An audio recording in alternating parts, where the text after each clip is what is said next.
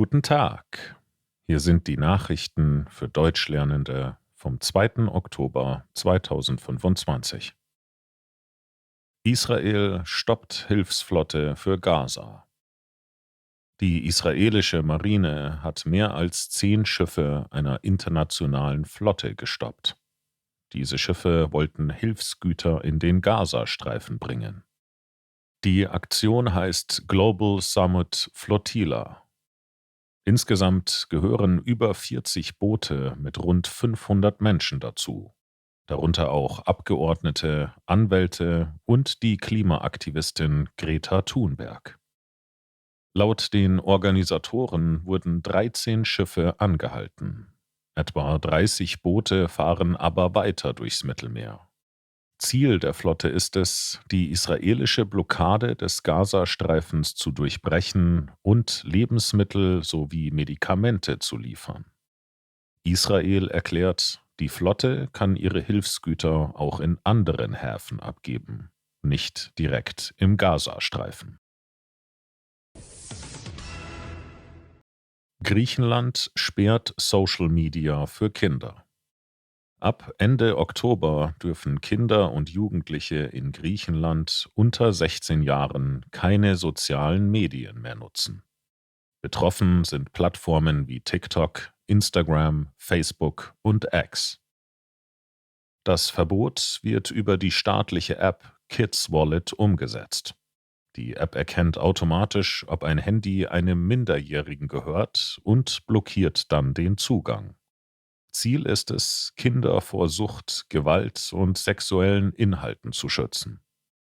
Zusätzlich dürfen Jugendliche unter 18 künftig keine Seiten mit Glücksspiel, Alkohol, Tabak oder Pornografie besuchen. Selbst Dating-Apps wie Tinder sind gesperrt.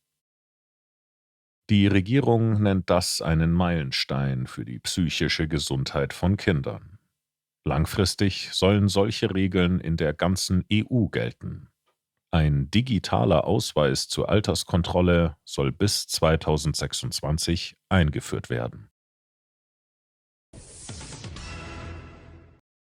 Großbritannien verbietet Junkfood-Werbung. Ab Oktober 2025 gelten in Großbritannien strengere Regeln für Werbung von ungesunden Lebensmitteln. Im Fernsehen dürfen Spots für Süßigkeiten, Chips, Limonade und anderes Junkfood nur noch nach 21 Uhr laufen. Im Internet ist Werbung dafür ganz verboten. Die Regierung will damit erreichen, dass Kinder gesünder essen und weniger an Fettleibigkeit leiden. Laut dem britischen Gesundheitsdienst ist fast jedes 10. Vorschulkind bereits fettleibig, also so stark übergewichtig, dass es krank macht. Mit dem Verbot hofft die Regierung, dass Firmen weniger Zucker und Fett in ihre Produkte mischen und das Angebot insgesamt gesünder wird. Das war's für heute mit den Nachrichten. Danke fürs Zuhören. Guten Tag. Hier sind die Nachrichten für Deutschlernende vom 3. Oktober 2025. 35 Jahre Deutsche Einheit. Heute, am 3. Oktober, feiert Deutschland 35 Jahre Wiedervereinigung. Die zentralen Feiern finden in Saarbrücken statt und haben schon gestern begonnen. Bis Samstag gibt es dort Konzerte, Theater und Straßenkunst mit bekannten Künstlern wie Die Prinzen und Ray Garvey. Das Saarland richtet die Feiern aus, weil es aktuell den Vorsitz im Bundesrat hat. Am Freitag gibt es einen ökumenischen Gottesdienst und einen offiziellen Festakt. Auch Frankreichs Präsident Emmanuel Macron, Bundespräsident Frank-Walter Steinmeier und Kanzler Friedrich Merz sind bei den Feiern dabei. Während der Feiern gilt in Saarbrücken ein Flug- und Drohnenverbot.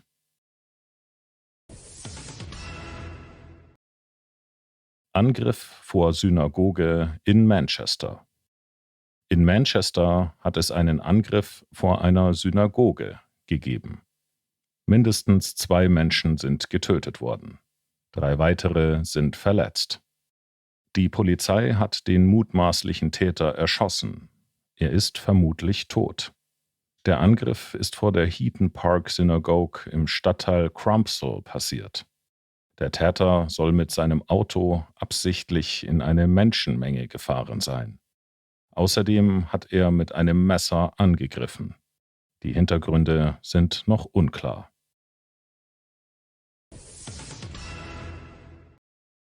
Notbremse im ICE gezogen. In einem ICE von Berlin nach München hat ein 22-Jähriger ohne Fahrkarte Ärger gemacht. Als die Zugbegleiterin die Polizei rufen wollte, hat er plötzlich die Notbremse gezogen, bei Tempo 280. Der Zug musste eine Vollbremsung machen. Ein Bundeswehrsoldat im Zug konnte den Mann überwältigen. Alle 230 Fahrgäste blieben unverletzt. Die Polizei wirft dem 22-Jährigen jetzt mehrere Straftaten vor. Er soll den Bahnverkehr gefährdet, einen Notruf missbraucht, Sachen beschädigt und ohne Ticket gefahren sein. Das war's für heute mit den Nachrichten. Danke fürs Zuhören. Guten Tag. Hier sind die Nachrichten für Deutschlernende vom 4. Oktober 2025. Israel stoppt letzte Schiffe der Gaza-Hilfsflotte. Das israelische Militär hat auch das letzte Boot der Hilfsflotte Global Summit Flotilla gestoppt. Damit wurden alle 42 Schiffe abgefangen. Sie sollen nun nach Europa zurückgeschickt werden. Die Flotte war Anfang September mit Hilfsgütern und pro-palästinensischen Aktivisten in Richtung Gazastreifen gestartet. In vielen Ländern gibt es Proteste gegen Israels Vorgehen. In Italien sind Zehntausende Menschen auf die Straße gegangen. Gewerkschaften haben dort sogar zu einem Generalstreik aufgerufen. Erde wird dunkler. Zwischen 2001 und 2024 hat die Erde weniger Sonnenlicht zurück ins All reflektiert. Das berichten Forschende im Fachjournal PNAS. Besonders stark zeigt sich dieser Effekt auf der Nordhalbkugel.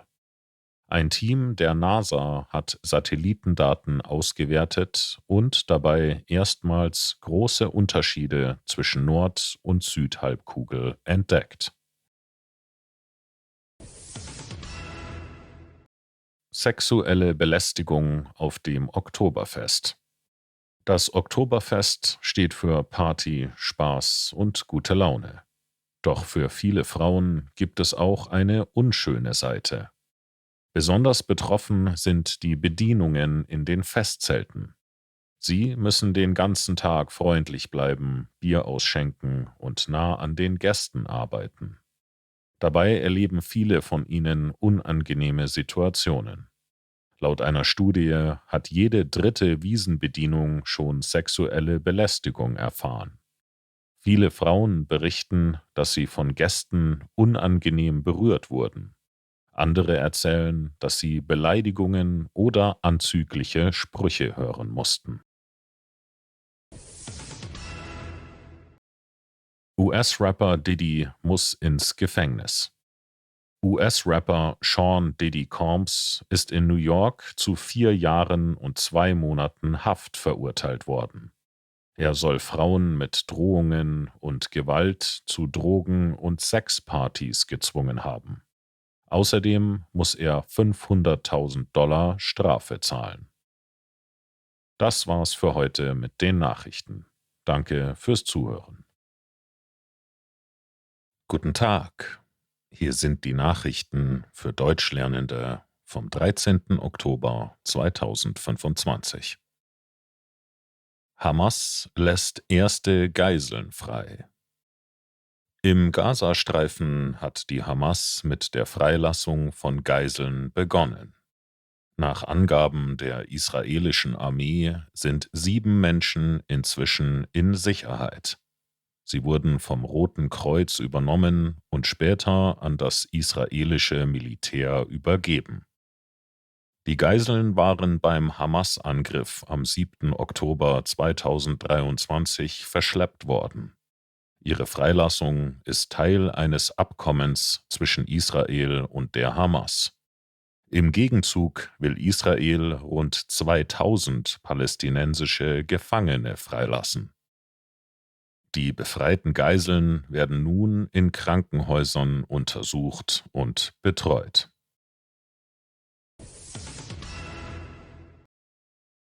Mann fällt in die Ruhr und ertrinkt. Ein 39-Jähriger aus Iserlohn ist in der Nacht beim Pinkeln in die Ruhr gestürzt und ertrunken. Er hatte mit Freunden am Ufer gegrillt und gefeiert. Trotz Suche mit Drohne und Wärmebildkamera wurde der Mann nur noch tot gefunden. Die Polizei untersucht den Unfall. Minister kritisiert teure Schnitzel an der Ostsee. In Ostsee-Restaurants kostet ein Schweineschnitzel inzwischen bis zu 24 Euro. Das findet Tourismusminister Wolfgang Blank zu teuer. Er warnt, dass solche Preise Urlauber abschrecken könnten. Gastronomievertreter verteidigen die hohen Preise. Sie verweisen auf gestiegene Löhne, Energiekosten und Lebensmittelpreise. In Mecklenburg-Vorpommern liegt der Mindestlohn im Gastgewerbe bei 13,32 Euro.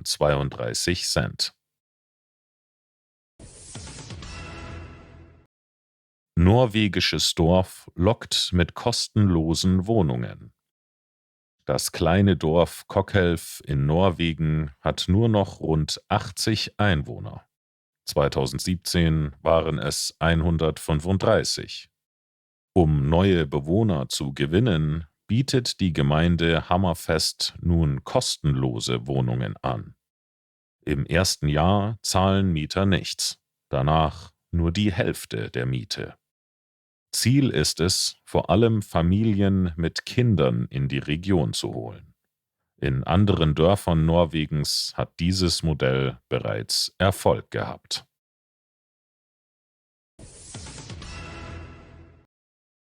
Vertauschte Babys nach 35 Jahren gefunden. In Österreich ist eine Verwechslung zweier Babys nach fast 35 Jahren aufgeklärt worden. 2 Frauen haben durch einen DNA-Test herausgefunden, dass sie nach der Geburt in einer Klinik vertauscht wurden. Beide haben sich inzwischen kennengelernt und ihre leiblichen Eltern getroffen. Eine der Frauen hatte schon vor Jahren durch eine Blutuntersuchung Zweifel bekommen. Doch erst jetzt konnte der Fall gelöst werden. Das Krankenhaus hat den Fehler bestätigt und sich entschuldigt. Das war's für heute mit den Nachrichten. Danke fürs Zuhören. Guten Tag, hier sind die Nachrichten für Deutschlernende vom 14. Oktober 2025. Mehr Unfälle mit E-Scootern. In Deutschland passieren immer mehr Unfälle mit E-Scootern. Forscher fordern deshalb neue Regeln. Ein Führerschein, große Räder und ein Mindestalter von 15 Jahren. Im letzten Jahr gab es fast 12.000 Unfälle, rund 27% mehr als im Jahr davor. Viele Unfälle passieren, weil Fahrer Alkohol getrunken haben oder gegen Bordsteine und Poller stoßen. Fast die Hälfte der schweren Unfälle geschieht ohne andere Beteiligte.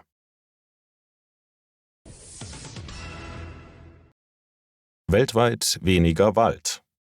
Im vergangenen Jahr wurde weltweit so viel Wald zerstört wie in ganz Österreich. Laut einem neuen Waldbericht sind 8,1 Millionen Hektar verloren gegangen, 1,7 Millionen mehr als im Jahr davor. Dabei hatten sich über 140 Länder schon 2021 auf der UN-Klimakonferenz in Glasgow verpflichtet, die Zerstörung der Wälder bis 2030 zu stoppen. BND warnt vor russischer Bedrohung. Der deutsche Geheimdienst hat vor einer zunehmenden Gefahr durch Russland gewarnt. Präsident Martin Jäger hat im Bundestag gesagt, man darf sich nicht sicher fühlen. Ein Angriff kann früher kommen als erwartet. Jäger hat erklärt, dass es in Europa keinen echten Frieden gibt, sondern nur eine angespannte Ruhe, die schnell zu einem Konflikt werden kann. Auch Verteidigungsminister Boris Pistorius hat in den letzten Wochen mehrfach betont, dass Russland bis 2029 militärisch bereit sein könnte, NATO-Staaten anzugreifen.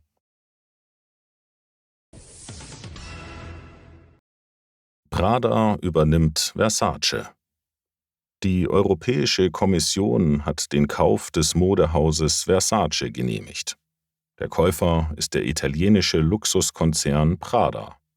Der Preis hat bei rund 1,38 Milliarden US-Dollar gelegen. Laut Kommission gab es keine Probleme mit dem Wettbewerb, weil beide Marken in der EU nur kleine Marktanteile haben. Der Verkauf soll in der zweiten Hälfte des Jahres 2025 abgeschlossen werden. Das war's für heute mit den Nachrichten. Danke fürs Zuhören. Guten Tag.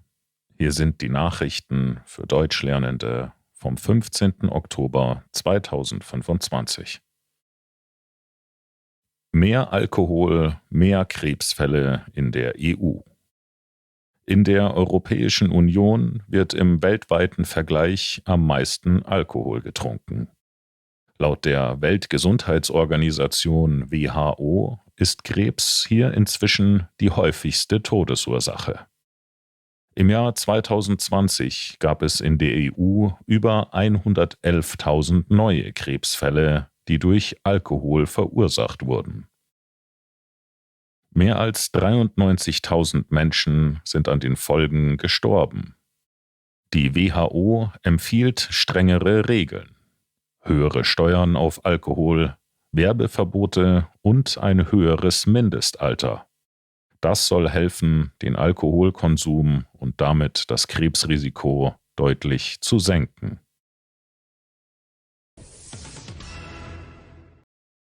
Feuer zerstört Lagerhalle mit Oldtimern. In Much im Rhein-Sieg-Kreis hat in der Nacht eine Lagerhalle gebrannt.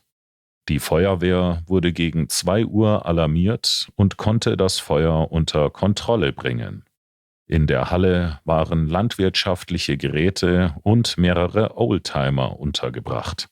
Einige davon wurden beschädigt. Die Brandursache und die Höhe des Schadens sind noch unklar.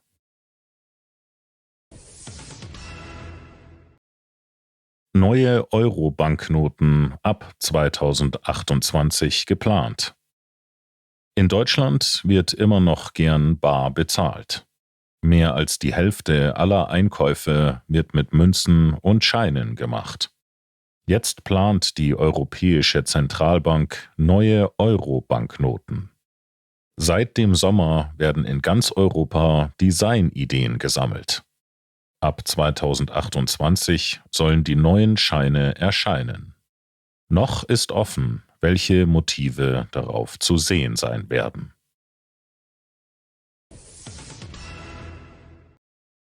Giftpilze auf Spielplätzen in Münster. In Münster wurden 3 Spielplätze gesperrt, weil dort giftige Knollenblätterpilze gefunden wurden. Sie sind lebensgefährlich, wenn man sie isst. Ein Kind hatte vor einer Woche einen Pilz in den Mund genommen, zum Glück aber nicht verschluckt. Die Stadt ließ daraufhin den Sand fräsen und die Pilze entfernen. Auch auf 2 weiteren Spielplätzen wurden Pilze entdeckt. Alle betroffenen Bereiche sind jetzt mit Zäunen gesichert. Der Sand soll bald ausgetauscht werden. Das war's für heute mit den Nachrichten.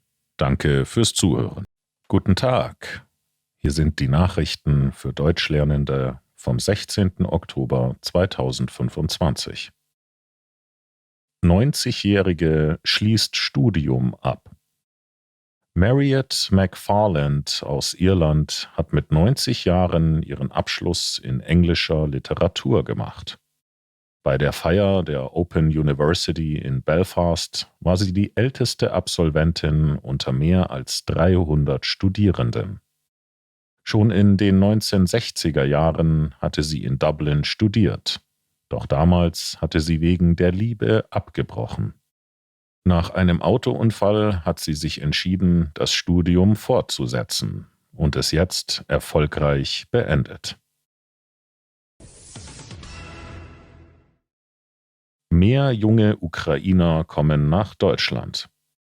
Seit Ende August dürfen junge Männer in der Ukraine leichter ausreisen. Seitdem kommen 10-mal so viele Ukrainer im Alter von 18 bis 22 Jahren nach Deutschland. Rund 1000 pro Woche statt 100 zuvor. Insgesamt sind inzwischen fast 1,3 Millionen Kriegsflüchtlinge aus der Ukraine in Deutschland registriert. Und die Zahl steigt weiter. Neue Aktivrente. Mehr Zuverdienst für Rentner. Beschäftigte im Rentenalter sollen künftig bis zu 2.000 € im Monat steuerfrei dazu verdienen dürfen. Das hat die Bundesregierung mit der neuen Aktivrente beschlossen. Mit dieser Regelung können Menschen nach dem Rentenalter freiwillig weiterarbeiten. Finanzminister Lars Klingbeil sagte, ältere und erfahrene Arbeitskräfte sind wichtig für die Wirtschaft. Etwa 168.000 Menschen könnten von der Regelung profitieren. Rinder brechen aus und verletzen 2 Kinder. In St. Gallen sind auf der Messe Olmar 3 junge Rinder ausgebrochen. Sie haben auf dem Gelände mehrere Menschen verletzt. Ein Rind hat einem 2-jährigen Mädchen auf den Fuß getreten. Ein 6-jähriger Junge ist gestürzt und hat sich an den Lippen verletzt. Die Polizei hat zusammen mit dem Besitzer 2 Tiere eingefangen. Das 3. Rind ist weggelaufen und hätte auf der Straße beinahe Unfälle verursacht. Weil es aggressiv war, wurde es auf Wunsch des Besitzers von einem Wildhüter getötet. Warum die Tiere ausgebrochen sind, wird noch untersucht. Das war's für heute mit den Nachrichten. Danke fürs Zuhören. Guten Tag, hier sind die Nachrichten für Deutschlernende vom 17. Oktober 2025. Führerschein soll günstiger werden. In Deutschland plant das Verkehrsministerium eine große Reform der Fahrschulausbildung. Ziel ist es, den Führerschein deutlich günstiger und einfacher zu machen. Der Fragenkatalog für die Theorieprüfung soll um 1/3 verkleinert werden. Auch die praktische Prüfung soll kürzer werden, nur noch 25 Minuten. Weniger Sonderfahrten und mehr digitale Lernmöglichkeiten sollen zusätzlich Zeit und Geld sparen.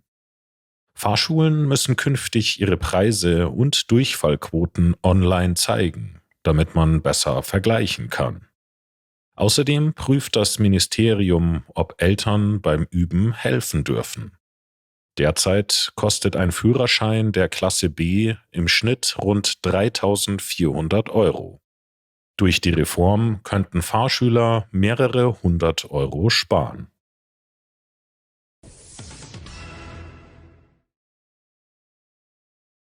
Bundespolizei darf künftig Taser einsetzen.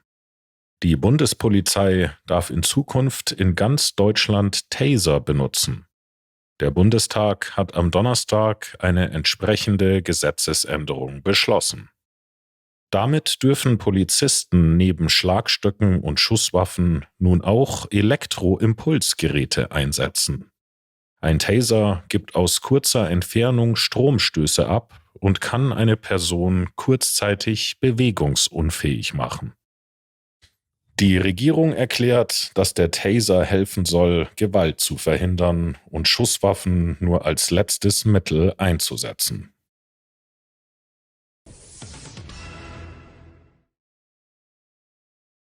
Deutschland plant 200 Millionen Euro Hilfe für Gaza.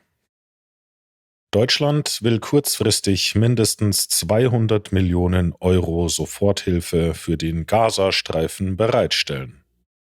Das Geld soll für Wasserprojekte, Verwaltung und Notunterkünfte verwendet werden. Entwicklungsministerin Riem Alabali Radovan hat betont, dass die Hilfen streng kontrolliert werden, damit kein Geld an die Hamas fließt. Gemeinsam mit Ägypten plant Deutschland außerdem im November eine internationale Konferenz zum Wiederaufbau des Gazastreifens in Kairo.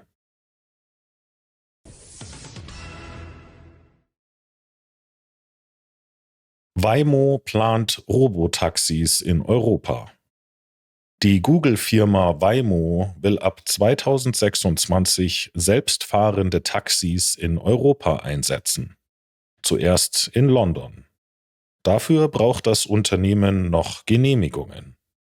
In den USA fahren Waymos Autos schon seit Jahren ohne Fahrer und haben mehr als 10 Millionen Fahrten absolviert. Mit weniger Unfällen als menschliche Fahrer. Auch andere Firmen wollen Robotaxis in Europa anbieten, zum Beispiel Tesla und Uber.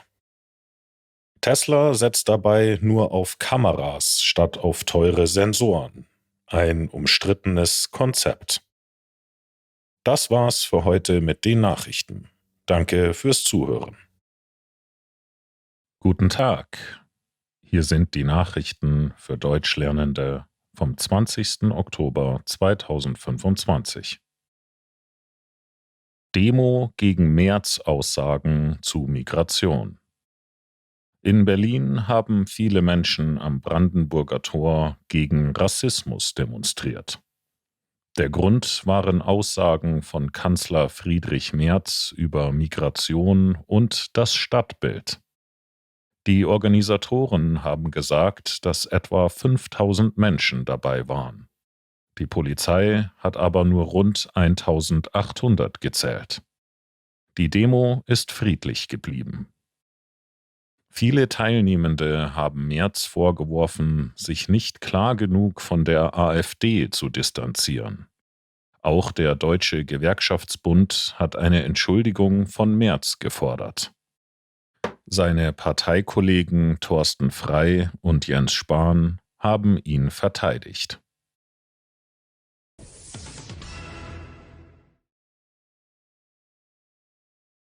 Das Crazy ist Jugendwort des Jahres 2025. Der Langenscheidt Verlag hat auf der Frankfurter Buchmesse das Jugendwort des Jahres vorgestellt. Das Crazy. Es hat die Wörter checkst du und Gunen geschlagen. Jugendliche sagen das Crazy, wenn sie keine Antwort wissen oder einfach höflich reagieren wollen. Ähnlich wie okay. Das Wort zeigt auch, wie stark Englisch die Sprache junger Menschen beeinflusst.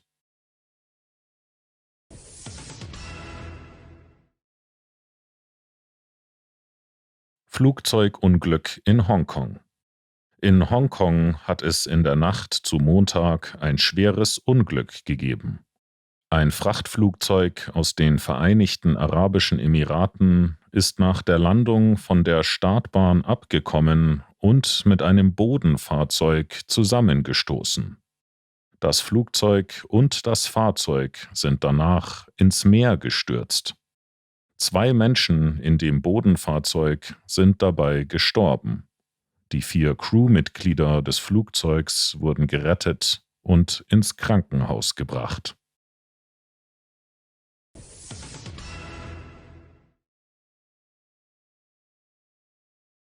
Goldpreis erreicht Rekordwert.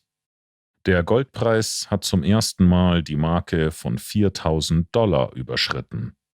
Eine Feinunze kostete rund $4.035. Experten erwarten, dass der Preis weiter steigt. Einige warnen aber vor einer möglichen Blase.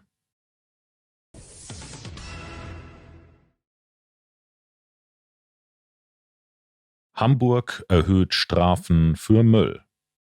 In Hamburg gelten ab sofort höhere Bußgelder für Müll auf Straßen und in Parks. Eine weggeworfene Zigarettenkippe kostet jetzt 100 € statt 40. Auch für Kaugummis, Hundekot und illegalen Sperrmüll gibt es deutlich höhere Strafen. Das war's für heute mit den Nachrichten. Danke fürs Zuhören. Guten Tag. Hier sind die Nachrichten für Deutschlernende vom 21. Oktober 2025. Bewaffneter Raub auf Autobahn in Bayern. In der Nacht haben Unbekannte auf der A93 bei Eigelsbach einen Reisebus gestoppt und die Fahrgäste ausgeraubt. 3 Männer haben sich als Kontrolleure ausgegeben, sind in den Bus eingestiegen und haben Geld und Dokumente genommen. Verletzt wurde niemand. Danach sind die Täter mit einem weißen VW-Bus in Richtung München geflohen. Die Polizei sucht Zeugen und bittet um Hinweise.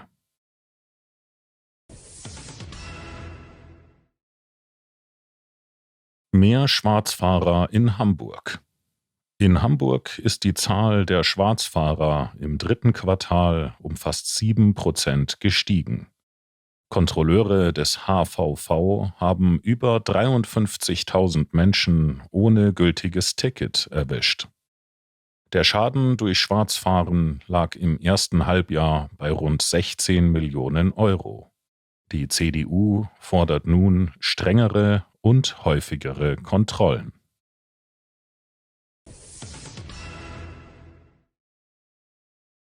Erster 24-Stunden-Supermarkt in Offenbach.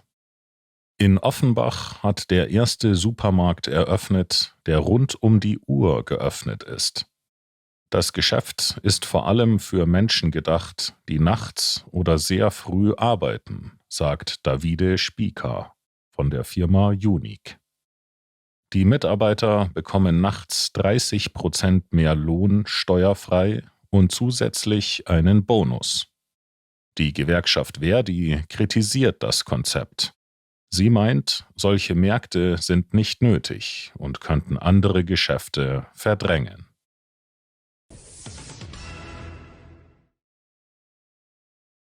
Neue Spur im Fall Rebecca. 6,5 Jahre nach dem Verschwinden der 15-jährigen Rebecca aus Berlin hat die Polizei ein Grundstück in Brandenburg durchsucht. Es gibt Hinweise, dass ihr Schwager sie getötet haben könnte. Er soll die Leiche und ihre Sachen auf das Grundstück seiner Großeltern gebracht haben. Rebecca wurde bisher aber nicht gefunden. Das war's für heute mit den Nachrichten. Danke fürs Zuhören. Guten Tag. Hier sind die Nachrichten für Deutschlernende vom 22. Oktober 2025. Bis zu 11.000 € Bußgeld für zu verschenken Kisten. Gut gemeint, aber verboten. Wer alte Sachen mit einem zu verschenken Schild auf den Gehweg stellt, macht sich strafbar. Egal ob Vase, Bücher oder Matratze. Das gilt als illegale Müllentsorgung. In vielen Städten drohen dafür hohe Strafen. In Berlin bald bis zu 11.000 €. Auf privatem Grundstück, also im Garten oder im Hof, ist das erlaubt. Auch im Treppenhaus geht es oft, aber nur nach Rücksprache. Wer Dinge weitergeben will, kann das besser online tun, zum Beispiel über nebenan.de oder kleinanzeigen.de. Die Straße ist kein Flohmarkt, aber es gibt viele andere Wege, Sachen sinnvoll zu verschenken.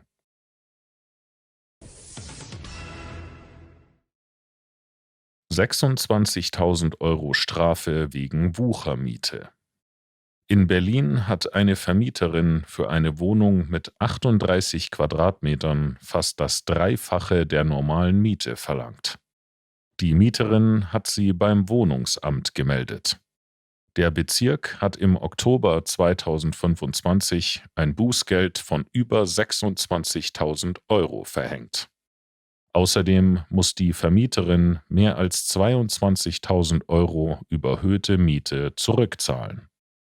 Nach dem Gesetz dürfen Vermieter höchstens 20% mehr verlangen als die übliche Miete. Wer deutlich mehr verlangt und die Wohnungsknappheit ausnutzt, muss mit einer Strafe rechnen. Bis zu 50.000 €.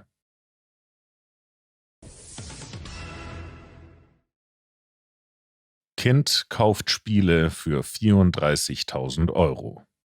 Ein 7-jähriger Junge hat im Google Play Store Spiele und Zusatzinhalte für fast 34.000 € gekauft. Sein Vater muss die Kosten bezahlen. Das hat das Landgericht Karlsruhe entschieden. Der Mann hatte seinem Sohn ein Tablet mit seinem Firmenkonto gegeben. In 18 Monaten wurden über 1.200 Käufe gemacht, ohne dass der Vater es bemerkte. Das Gericht erklärte, Google durfte annehmen, dass der Vater die Käufe erlaubt hat. Das war's für heute mit den Nachrichten. Danke fürs Zuhören. Guten Tag. Hier sind die Nachrichten für Deutschlernende vom 23. Oktober 2025. Amazon interessiert sich für Flink. Das Berliner Start-up Flink sucht neue Investoren und will weiter wachsen. Laut Medienberichten braucht das Unternehmen weniger als 100 Millionen € frisches Geld. Auch der Online-Riese Amazon soll an einer Beteiligung interessiert sein. Flink liefert Lebensmittel in wenigen Minuten und hat seine Zahlen zuletzt deutlich verbessert.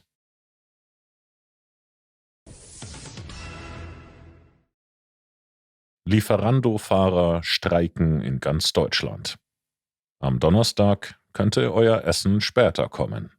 Die Beschäftigten von Lieferando streiken in ganz Deutschland. Der Streik beginnt um 8 Uhr morgens und dauert bis Mitternacht. Grund ist der geplante Abbau von bis zu 2.000 Stellen. Das Unternehmen will künftig mehr mit anderen Lieferfirmen zusammenarbeiten. Viele Fahrer haben Angst, dadurch schlechter bezahlt zu werden oder ihren festen Job zu verlieren.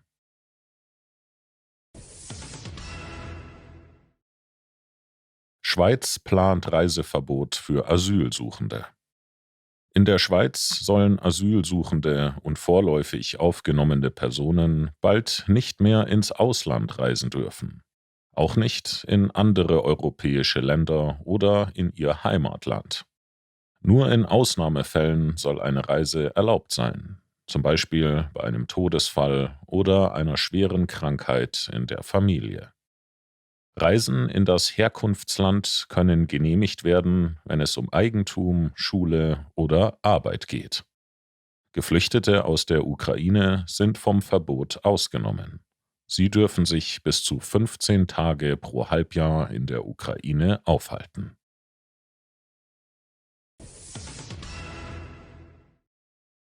DM testet Gesundheitsangebote in Filialen. Die Drogeriekette DM bietet in einigen Geschäften neue Gesundheitsservices an. Kunden können dort Blut abnehmen lassen, Augentests machen oder die Haut untersuchen lassen. Das Projekt läuft derzeit in 11 Filialen als Test. Laut DM-Chef Sebastian Bayer soll das helfen, weil viele Arztpraxen überfüllt sind. Ärztevertreter kritisieren das Angebot. Sie sagen, Gesundheit darf kein Konsumprodukt sein und warnen vor unnötigen Untersuchungen.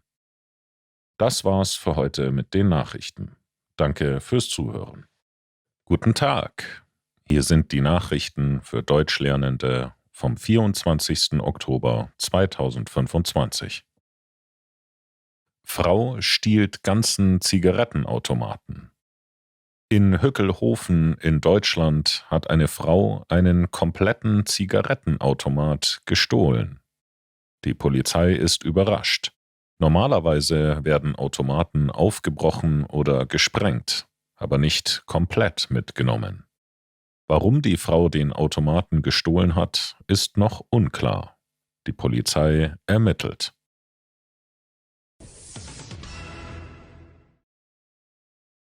DM plant eigene Online-Apotheke. Die Drogeriekette DM möchte bis Ende des Jahres eine eigene Online-Apotheke starten. Kundinnen und Kunden sollen dort rezeptfreie Medikamente bestellen können. Noch fehlen aber einige Genehmigungen der Behörden. Auch Rossmann und Lidl haben Interesse an diesem Markt und planen ähnliche Angebote. Experten sagen, dass der Einstieg in den Apothekenmarkt schwierig werden könnte.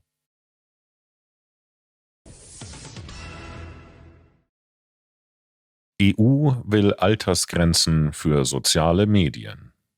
Die Staats- und Regierungschefs der EU-Länder wollen, dass es Altersgrenzen für soziale Medien wie TikTok oder Facebook gibt.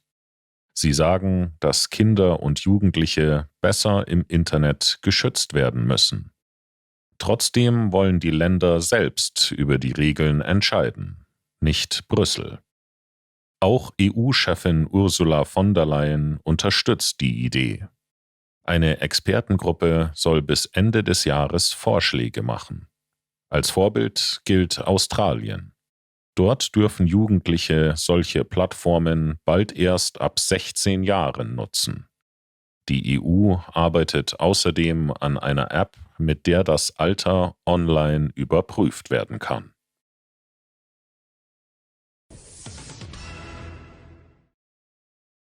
Russische Flugzeuge dringen in litauischen Luftraum ein.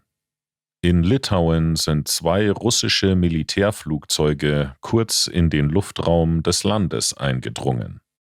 Nach Angaben der Armee sind sie rund 700 Meter weit über die Grenze geflogen und etwa 18 Sekunden im litauischen Gebiet geblieben.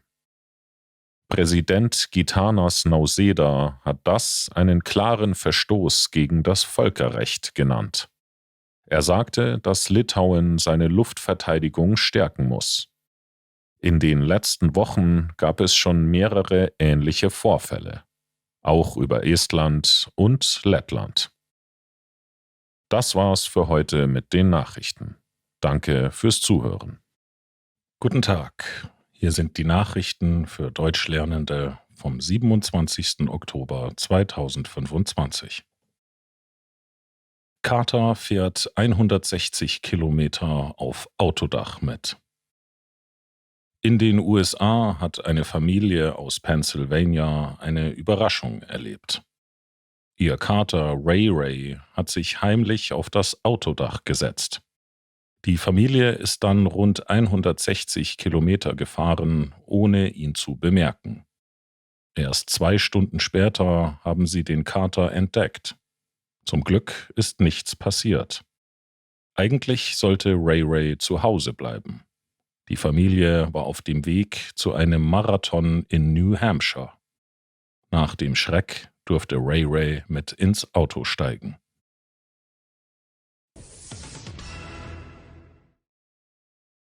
Vogelgrippe breitet sich aus. In Deutschland breitet sich die Vogelgrippe immer weiter aus. Viele Geflügelhalter verlieren viel Geld. Schon etwa 400.000 Tiere mussten getötet werden, um die Krankheit zu stoppen, sagt das Friedrich-Löffler-Institut.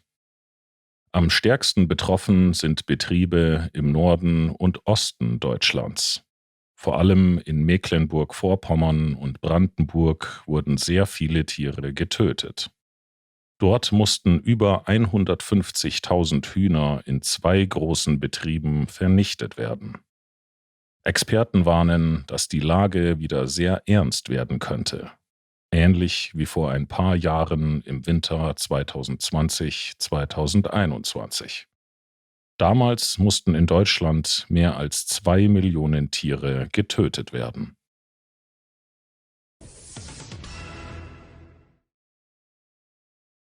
Viele Jugendliche haben Angst vor KI im Beruf. Mehr als jeder fünfte 14- bis 17-Jährige macht sich Sorgen, dass KI später seinen Beruf ersetzen könnte.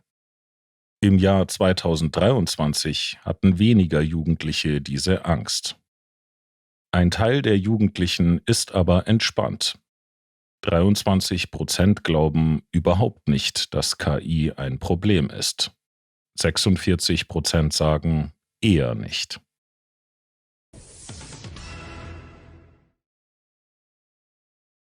Nachhaltiges Smartphone aus Hessen. 2 Brüder aus Hessen haben vor 10 Jahren ein eigenes Smartphone-Unternehmen gegründet. Die Firma heißt Shift. Die Idee? Ein Handy, das man leicht reparieren kann und lange benutzt. So entsteht weniger Müll. Bisher hat Shift etwas mehr als 30.000 Smartphones verkauft. Die Firma hat 45 Mitarbeiter und macht jedes Jahr 3 bis 5 Millionen Euro Umsatz. Die Gründer wollen nun wachsen. Sie hoffen, dass ihr Handy in Zukunft viel beliebter wird und dass mehr Menschen ein nachhaltiges Smartphone kaufen. Das war's für heute mit den Nachrichten.